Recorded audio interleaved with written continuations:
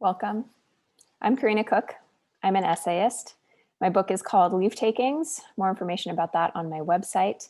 My PhD is in English and creative writing from the University of Missouri. I was born and raised in Juneau on the traditional territory of the Occoquan Tlingit.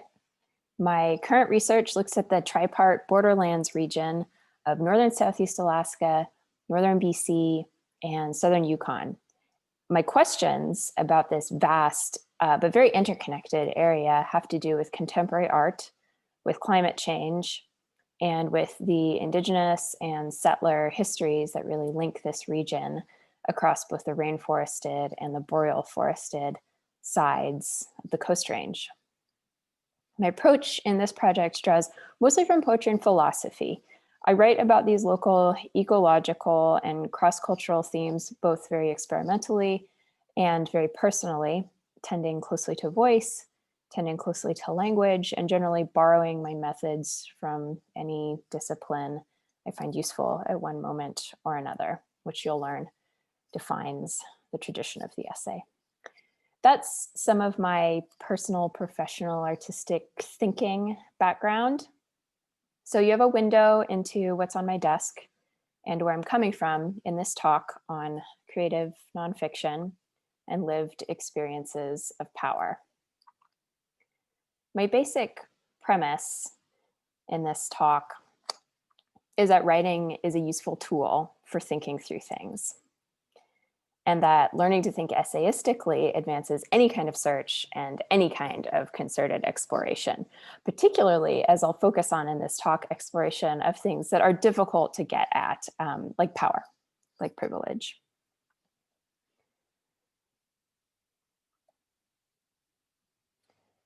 Here's what I'm going to do in this talk. I'll start with some background. I want you to know why we have the term creative nonfiction. I want you to know why we have the term essay and what those mean. Essay, as it turns out, means a heck of a lot more than creative nonfiction. So I will focus on getting you oriented to the lay of the land on that, so you're primed to think essayistically. Then we'll focus on the contemporary protest essay. And I'm using the term protest quite loosely. I'm not proposing a method of deconstruction or analysis. Rather, I'm opening an umbrella. So in this talk, I'll use the term protest essay to include any literature within the field of the essay that wrestles with themes of power and privilege. Because I see the socially minded creative nonfiction essay as very complex and very widespread, actually, in the field. There's a lot to look at. And when you look closely, you discern some of the nuts and bolts that drive language-based modes of grappling with power. So we will read. I will supply excerpts from an array of protest essays.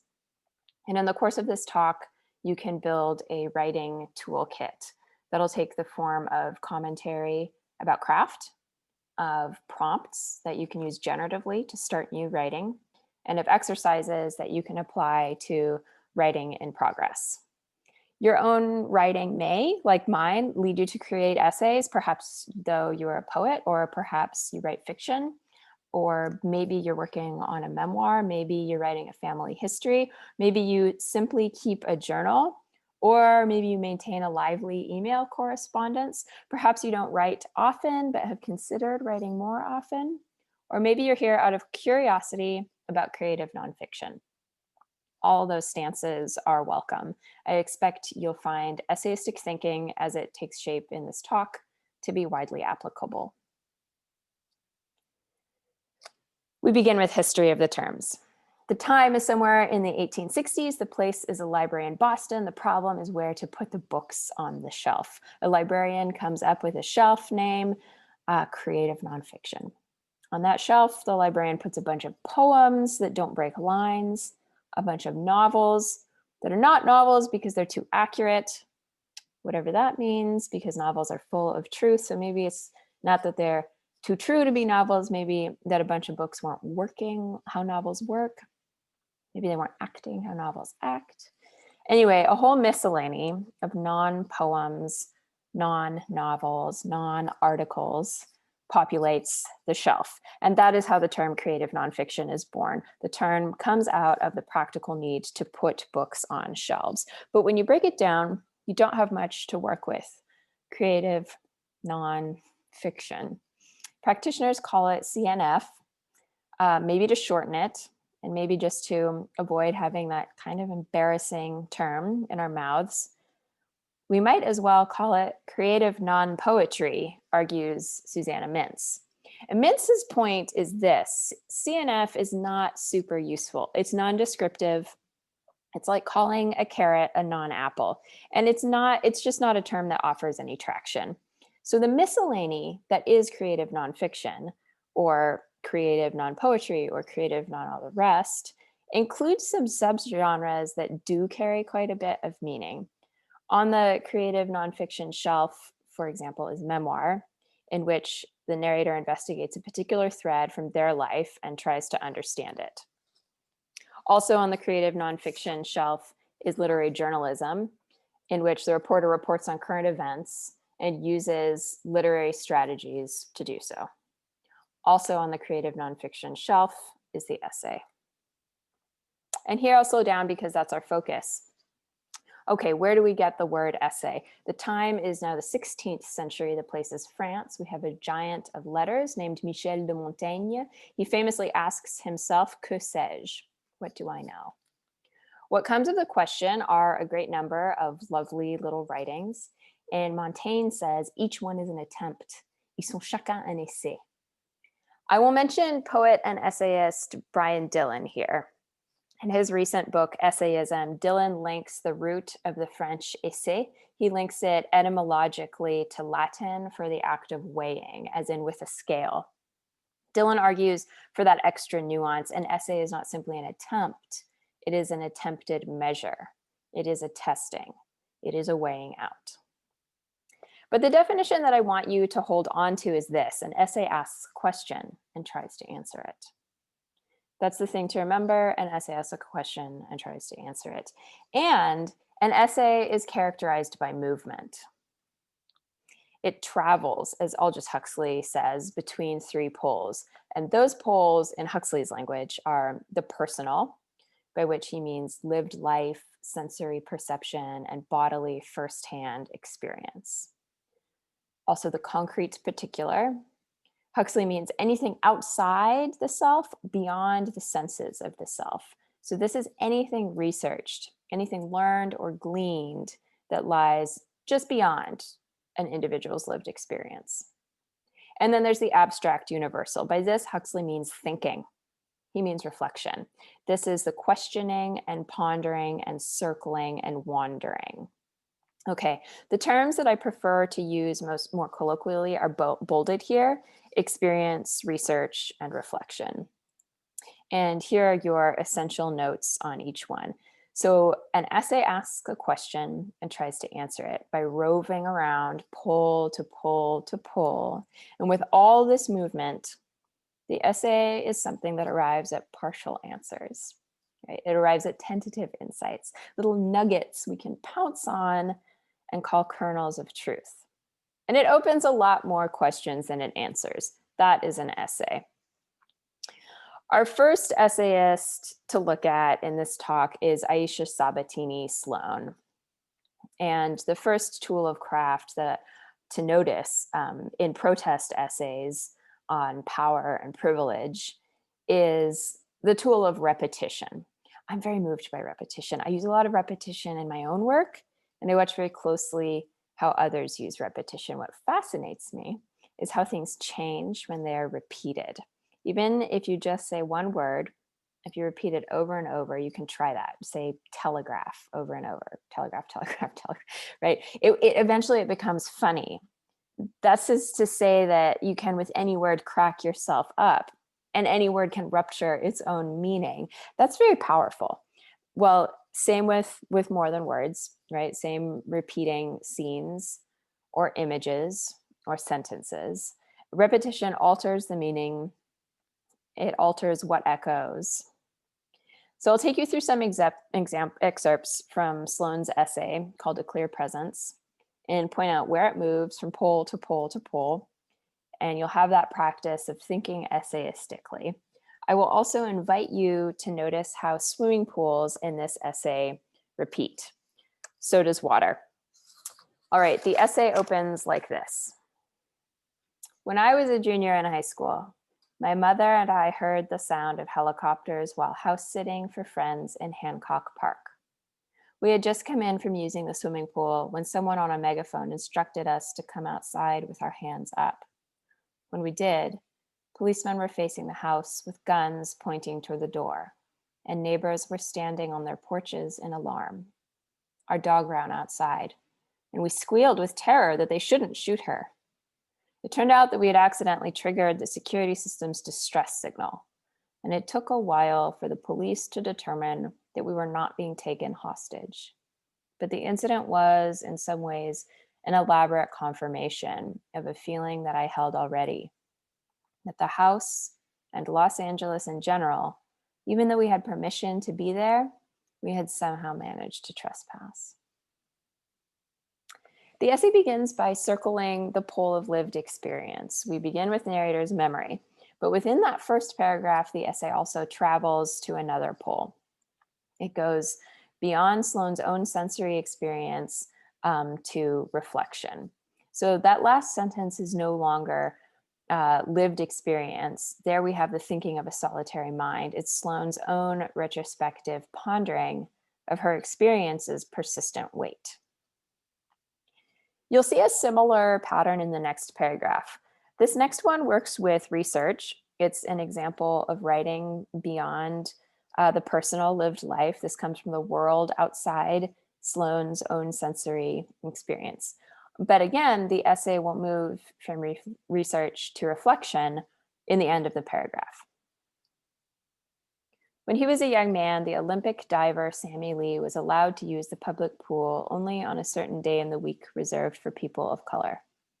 After that day, the pool was drained and refilled for the comfort of the white patrons. My father remembers, during an interview with Lee, that the diver returned years later after his win and confronted the people who maintained the pool to ask why they felt the need to drain it, as if his Korean background and the black skin of his friend had somehow infected the water. They told him that, to the contrary, they always considered the order ludicrous. Rather than draining the pool, as they'd been told, they would lock the doors for a couple of hours and add a little extra chlorine to satiate the people in charge. But the fact of Lee's exclusion, the accusation that his body was a contaminant, had already influenced his understanding of the world. Next, we have reverie. I see this third paragraph in the essay as a blend of reflection and lived, really dreamed experience. Then there's what we call a hard break in the essay, those 3 asterisks, and the second section follows the 3-paragraph progression of the first section. So I'll read. In a recurring dream, I am swimming in somebody else's pool. The city is always Los Angeles. The grounds are always well maintained, and there's often a flourishing garden filled with climbing vines of jasmine, bougainvillea, and bird of paradise. The house to which the pool belongs is empty. I might get out of the water to wander around, always with the sense that while I've been invited, I am not supposed to be there. In his book on lucid dreaming, B. Alan Wallace writes that the dreamer can prepare to awaken in his sleep by following the Buddhist practice of shamatha before bedtime. In the attempt to cultivate this ability, I stare at a coffee cup on the table in front of me. I feel flickers of that sensation I used to know well as a child, when I could look at a truck parked on the street outside of our apartment and feel that the world radiated out in all directions, that infinity existed inside of each scene and every second, like the sound of wind or falling water. So you see how water repeats, and you see how swimming pools repeat. Now I'm going to skip forward quite a bit in the essay. Deeper in, we get to its heart. The truth is that this is a piece about Rodney King. Here's how Sloan brings him into the piece. Rodney King was swimming on the first day he ever heard the N-word. His small self popped out of the water only to be pelted by a fast-passing stone. It was the first time he realized that he wasn't just a kid, he was a Black kid. Despite the life he would live thereafter, King writes that it was the saddest day in creation for me. He wishes he could find a way of forever removing that day from every Black child's life. I'll share with you only 2 more fragments from Sloan's essay. The first returns to reverie and reflection. The second looks again at the world beyond the narrator's self. In other words, the second returns to research, by which essayists mean anything that we've learned about the world beyond our own personal sight, sound, smell, taste, touch experience of it. All right, last 2 excerpts. In the dreams I've had of pools in the past, I remember craving the house nearby. I feel a sense of separation from the very notion of a home. Even if I'm able to walk inside, feet leaving a trail of puddles behind me, I would not be able to know it. The comfort of having arrived constantly eludes me. Later in life, King explains to a reporter for the New York Times, I don't want to be remembered as the person who started the riots. I'd like to be remembered for the person who threw water on the whole thing. Part of the solution, you know? I've simplified Sloan's essay by excerpting it in this way, which I regret. On the other hand, what I've highlighted is how the repetition of swimming pools starts to sound with multiple meanings at once. There's the theme of not belonging, being somewhere you ought not. There's the theme of private and public. Private pools next to rich people's houses where the alarm goes off, contrast with public pools where there's only 1 day a week, people of color are permitted to enter. And then there are dream pools in the narrator's sleep, in which the very notion of home is foreign or simply absent. As a site of rejection and even outright attack, the swimming pool develops as a metaphor for not belonging, but in the Buddhist practice of shamatha, infinity exists in the sound of falling water. And with Rodney King's words, water is a symbol of peace. That tension is specifically an essayistic tension in that it builds up an inquiry or a search. How can these contradictions coexist so completely? So this piece it's more than Sloan's personal history. It's more than a history of the Rodney King riots, though the essay includes both those things. A series of surprising connections emerge between those elements. Sloan's essay explores that territory. Here's a prompt that you can use to set yourself up in similar territory, grounded closer to home. All right, the prompt is create 3 related fragments, move them around. Here's the steps. Summarize a dream. If you don't remember dreams, summarize something that you've imagined in your mind, something that played out in your imagination, but not in waking life. Write 1 sentence of reflection at the end of that summary. Name the feeling or name the mood of the dream. Put this paragraph aside, but keep that feeling in mind. Step 3, summarize a lived experience. So this would be waking, shared reality, in which you remember having a similar feeling or which involves a similar mood. Put that paragraph aside too. Do 5 minutes of internet research on 1 word or 1 place or 1 object you've mentioned so far, but feel free to substitute human research instead. Spend 5 minutes asking someone what they know and listening to what they say. Either way, summarize what you learn. Step 5, use scissors and physically cut each paragraph out of the page. Physically move them around. Read them in 1 order, read them in another order. What comes to mind? Right? What else comes to mind when you place them in another order? You may choose, after completing this exercise, to write several more fragments responding to what comes up. Perhaps another 5 minutes of research into a word or into an object. Perhaps another anecdote from your life. Perhaps another dream or imagined scene. Write, and then again, use scissors to free your new paragraph or paragraphs from the page. Put them into the mix with the other fragments, move everything around again, reflect again. These are some personal process images. I can't emphasize enough how much I rely on scissors and tape and physically moving text around. Next, I'm going to go through the polls of the essay one by one and give you different prompts or exercises that focus on each one of them. The first one is lived experience. Remember, this is grounded in the narrator's senses. Sight, sound, smell, taste, touch. That's what drives this portion of the writing. The essay Caribou People by Siku Alulu begins first by situating us in time and place, and second by summarizing one angle on family history. I'm reading excerpts from a piece that was anthologized in Shapes of Native Nonfiction.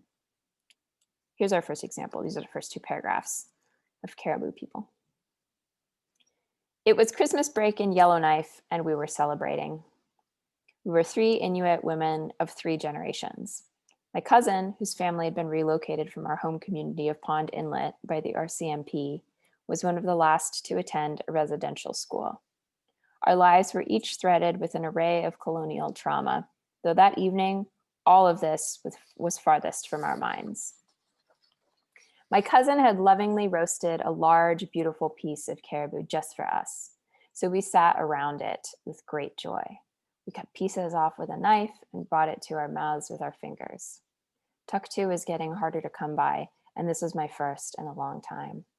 I chewed, and the meat felt instantly delicious in my teeth.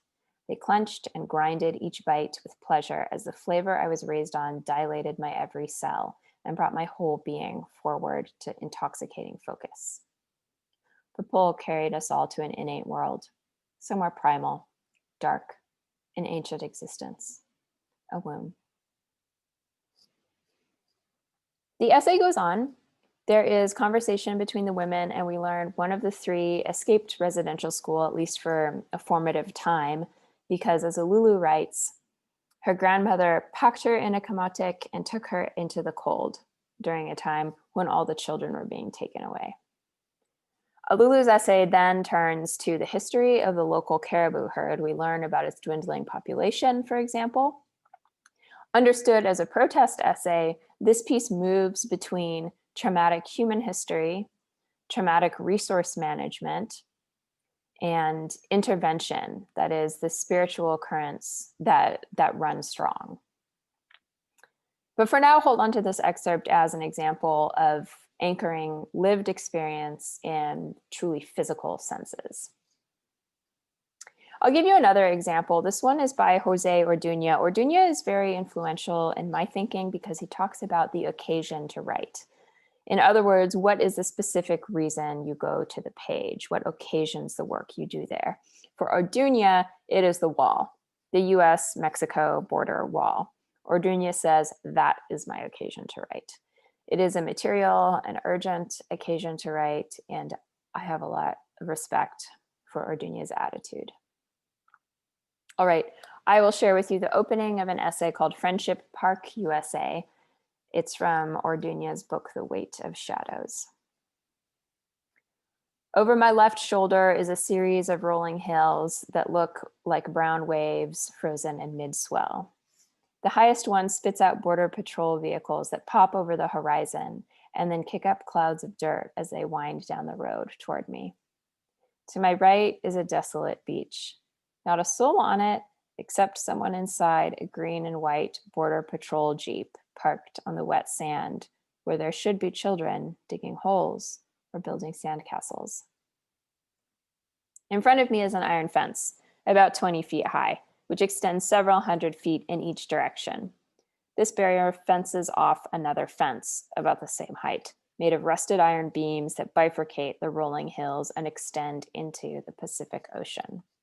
It looks like a spine protruding from a giant rotting fish. Later in this essay, Orduña will watch a mother and daughter approach one side of the fence and a father approach from the other side. The father will slide a quick envelope through to the mother.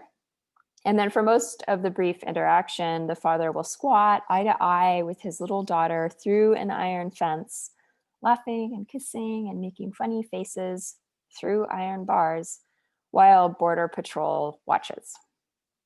This place is called Friendship Park, and it didn't used to always be like this, but right now this is how it is. Understood as a protest essay, this piece takes a real hard look at government power to divide families.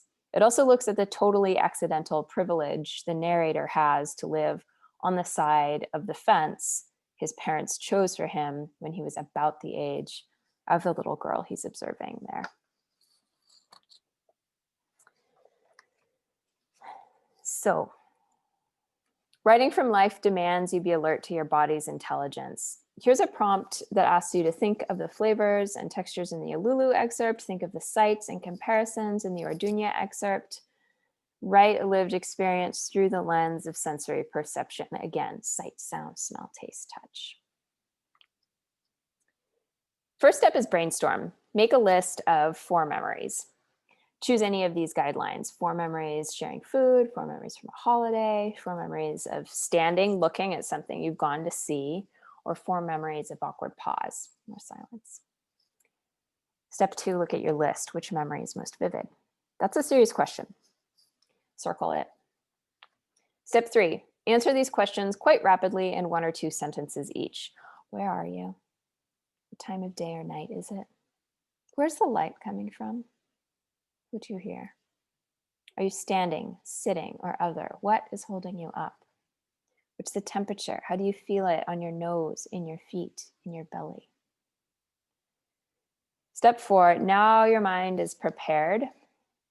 Write the memory beginning to end. Emphasize sight, sound, smell, taste, touch, and your physical sensations moment to moment. And I'd really encourage you to spend time on steps 1, 2, and 3. They'll really open your memory in surprising ways. Step 4 will be more valuable if you've prepared for it. So I'll move next to research outside the self. Writing from life, as I emphasized in this talk's description, is at once personal and communal. In looking at outside research, we isolate specifically the communal elements and study how those work in an essay. So connecting personal experience to the world beyond the self is key. So we'll dip into an example by Zadie Smith from her 2020 essay collection. It's a book about this year, about 2020, called Intimations. I'll share a passage from an essay called The American Exception, which begins with the pandemic and goes on to tell the history of how World War II brought universal healthcare to Europe, but not to the US. Anyhow, the essay begins with a sentiment that you hear now and then during the pandemic: I wish we could have our old life back. Okay, so here's 3 separate excerpts from different part of the essay's progression. In that brittle context, the pandemic, the old life had a comforting sound, like once upon a time, or but I love him. Then Smith looks at how going back pre-pandemic to our old life doesn't really get at what we're desperate for, because this was the old life. We had dead people, we had casualties, and we had victims. We had more or less innocent bystanders. We had body counts and sometimes even photos in the newspapers of body bags, though many felt it was wrong to show them. We had unequal health outcomes. But in America, all of these involved some culpability on the part of the dead. Wrong place, wrong time, wrong skin color, wrong side of the tracks, wrong zip code, wrong beliefs, wrong city. And then in this next excerpt, you can see how the essay constructs its link between 2020 US and World War II Europe. But no one in 1945 wished to return to the old life, to return to 1939, except to resurrect the dead. Disaster demanded a new dawn. Only new thinking can lead to a new dawn. We know that. Smith then looks at Europe's sheer exhaustion after World War II.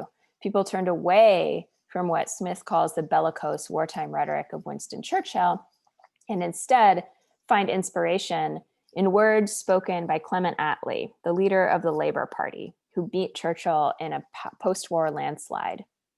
The war has been won by the efforts of all. Why should we suppose that we can attain our aims in peace, food, clothing, homes, education, leisure, social security, and full employment for all by putting private interests first? As Americans never tire of arguing, writes Zadie Smith, there may be areas of our lives in which private interests plays a central role. But as post-war Europe, exhausted by absolute death, collectively decided, healthcare shouldn't be one of them.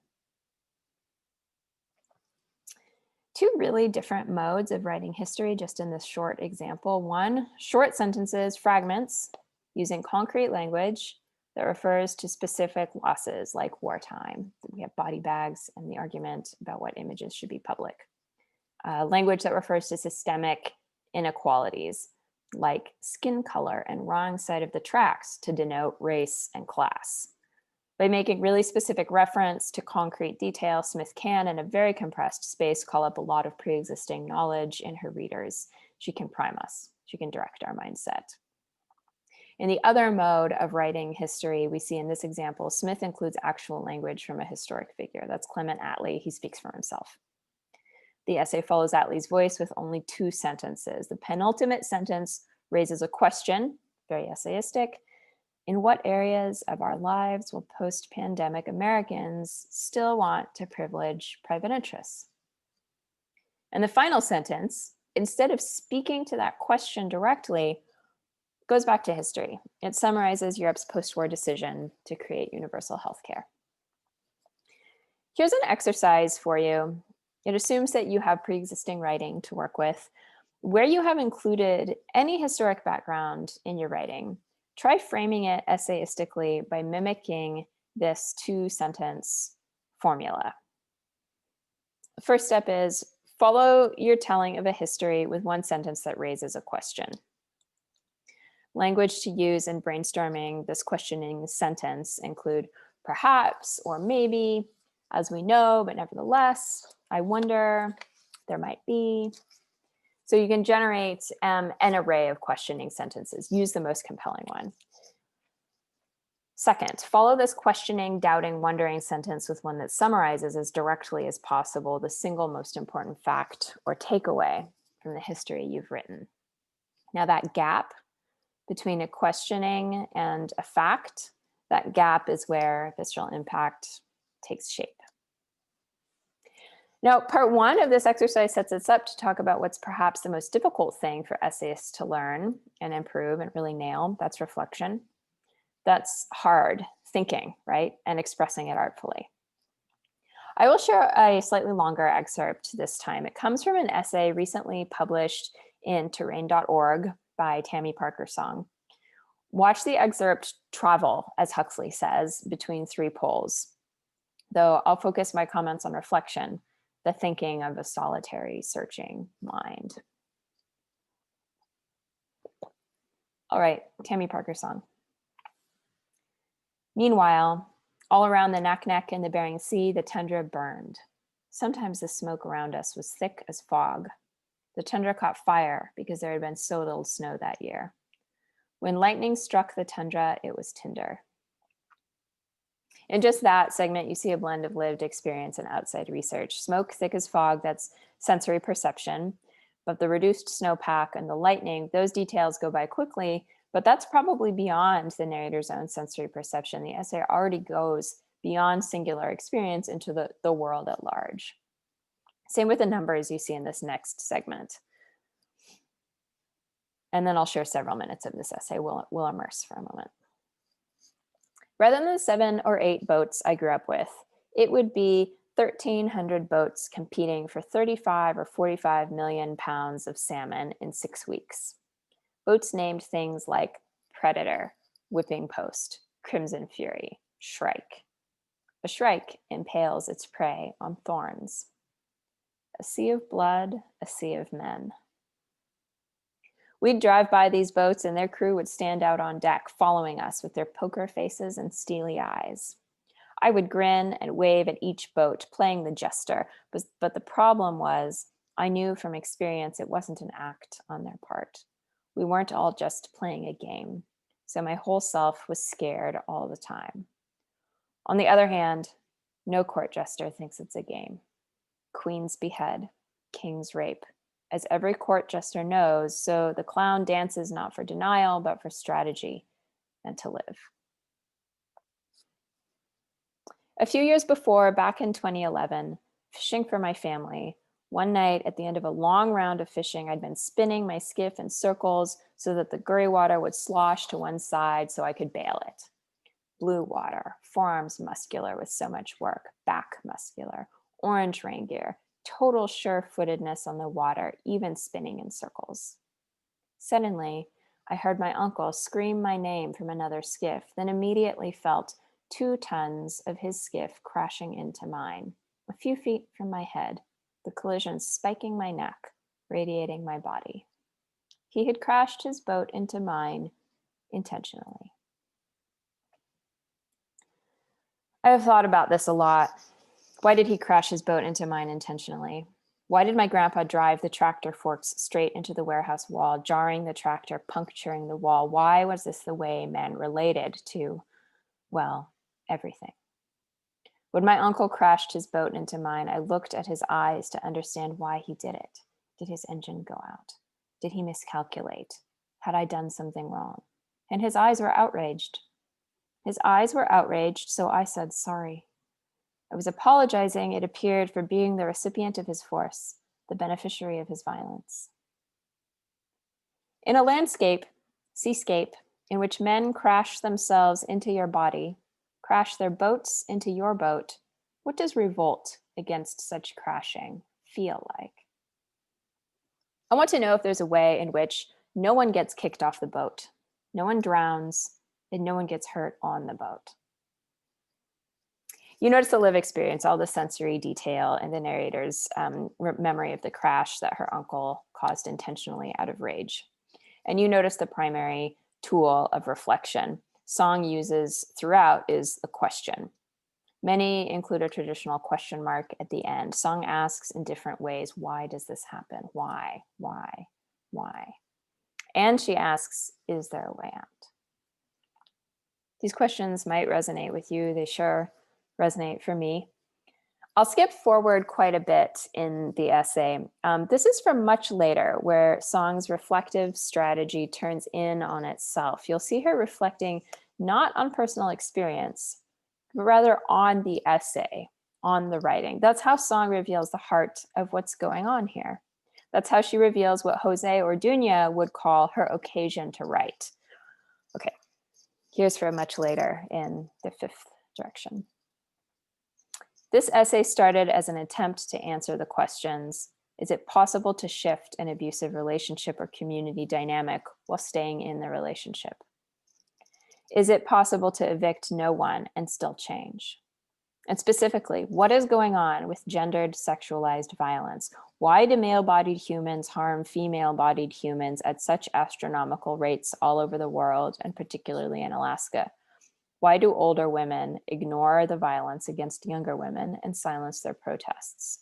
Why do mothers and fathers harm their sons by punishing the softness out of them? Why do so many people in so many communities protect sexual perpetrators and blame sexual victims? What I've meant to be asking is there a way for me to re-enter my family without bringing myself further harm? But so far, I've been writing about a gentle relationship with a deckhand in a non-gentle place. So what does that have to do with the questions I set out to untangle? As a protest essay, Song's piece is very concerned with how male privilege plays out as violence against female bodies, also significantly violence against male bodies, and quite complexly, violence against gentleness, against human behavior that's rooted in soft, open hearts between people. So as an exercise, examine some of your own writing, ideally something you've considered to be unfinished or in progress. Just a page or two is plenty to work with. First step, write a new first sentence for the piece, and that sentence should end in a question mark. Bonus, you could write a 3-question sequence and insert those 3 questions as the first 3 sentences of the piece. Step 2, find 3 places in the piece to hit enter and insert a single question in a line on a line of its own. Step 3, find 3 places within paragraphs this time to insert a question mid-swing, while of course honoring the established rhythm and of course the sense of the paragraph.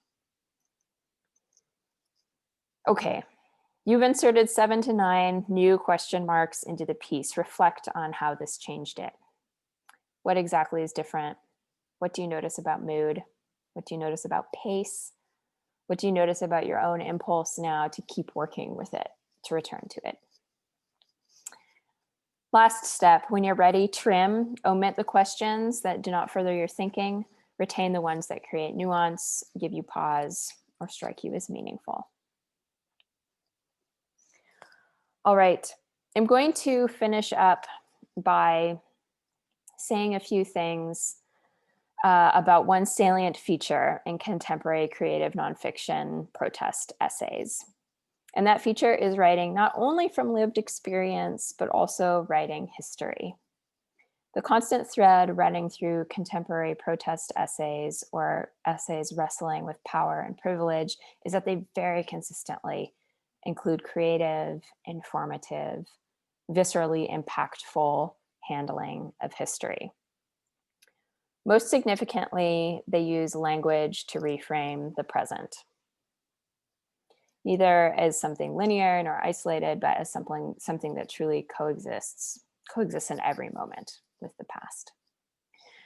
Remember our examples. Aisha Sabatini Sloan incorporates history by including her dad's interview with Olympic diver Sammy Lee. She also quotes Rodney King's words from the New York Times. Siku Alulu draws on family knowledge, also on spiritual or cultural knowledge, to bring palpable historic depth to a family meal of caribou meat. We didn't closely explore José Orduña's handling of history, but if you follow up on his book, The Weight of Shadows, you'll see really fine-tuned historic discussion of specific policies that define today's US border politics. You'll also see really exquisite art history. Orduña makes stunning connections with Renaissance paintings. In Zadie Smith, we saw recognizable elements of US history condensed to keywords, and words spoken by a historic post-war leader drive Smith's reflections about today's pandemic. Tammy Parker's song summarizes deep-seated gender expectations, and in doing so, positions herself not as the recipient only of particular violent events, but as the recipient of an accumulated lineage of behaviors and beliefs. So in summary, what we see throughout the field of the protest essay is writing that treats the past as an active part of the present. Historian Jill Lepore comes to mind. Jill Lepore writes, "The past is an inheritance, a gift, and a burden. It can't be shirked. You carry it everywhere. There's nothing for it but to get to know it." I'm going to leave you with one last text that exemplifies this mindset, and it does so really locally. This one might be of special relevance to any number of participants in the UAS Power and Privilege Symposium. One, because geographically it's set quite close to Juneau, just on the other side of the border in northern BC. Two, partly because it's invested in cross-cultural themes of reconciliation. And three, partly because industrial scale resource extraction deeply haunts this book. Power and privilege here are cross-cultural, they're about economics, and they're about land. I'm talking about Where It Hurts by poet and essayist Sarah Leeuw. Here's an example of Leeuw's scene setting. She creates a line of sight on the overlay of a place's histories, deep ones, recent ones, and histories with several colliding timescales. All right, from the title essay. My friend is the coroner in a town 600 kilometers away, down the highway. She also goes into all the reserves. The reserve system in Canada is like the US reservation system. Okay, she also goes into all the reserves, all the tiny little places along massive northern rivers with oolakan runs and orcas, with seals and grizzly bears. A few years ago, most of the places were fly-in only. Now a paved highway reaches right up and inside them. Totem poles for corner posts on bridges that the Ministry of Transportation and Highways inspects. The strange, ever-present daily reminders of colonization, that's something that Leeuw can really highlight by combining a sense of several timescales at once. Keep timescales in mind and consider themes of outside and inside, connection and alienation, colonized and local in this next example. This is from the essay after Paul Auster spoke about lightning. Film festivals in small northern towns are celebratory, sort of. They give the people who attend them, fleece and toque and hand-knit socks-wearing people of a very particular bent, it must be said, a sense of being connected to something afar, something hard to describe, something urbane, with tall buildings, public transit, and elegant dogs on leashes in parks. And then forward in this film festival essay. If you lean your head back while seated in the last row of seats in Terrace's movie theater, which is an independent venture, in case you didn't know, run by a husband and wife team who also own a logging camp up in Niskaaq territory and an RV sales park on the edge of town, and who have done pretty well for themselves over the last 35 years, the back of your head will touch gold shag carpets that run up, down, and all around the walls of the Tillicum Twin Theaters. The logo of the theaters, by the way, is a Thunderbird totem pole carved by Mungo Martin in Victoria, which looks out across the Pacific 1,445.5 kilometers southwest of Terrace. No one thinks this is unusual or says anything about it because no one pays attention to things like thunderbirds who beat their massive wings, splitting open storm silver skies with sheet lightning flashing from their eyes, from whom humans descended all those millions and millions of years ago when there was nothing but night and the earth was purely stone. The shag carpets were Bill and Norma's mid-1980s effort at soundproofing, golden fleece that is now crispy and disintegrating to the touch. And I'll leave you with that. With this window into the idea that writing from life about power and privilege is not only a way to protest or to interrogate power, it's also very significantly a way to reconfigure your living relationship with history, and to do so for your readers as well. All right, that's it for today. I'd welcome follow-up questions. You can find me on social media or reach me through my website, corinnacook.com. Works best if you spell my name correctly, 1 R, 2 N's. There's contact info there, and also details about my own debut essay collection, Leave Takings, which is available now and officially coming out November 2020. Thank you to the UAS Power and Privilege Symposium organizers, and thank you for joining me here.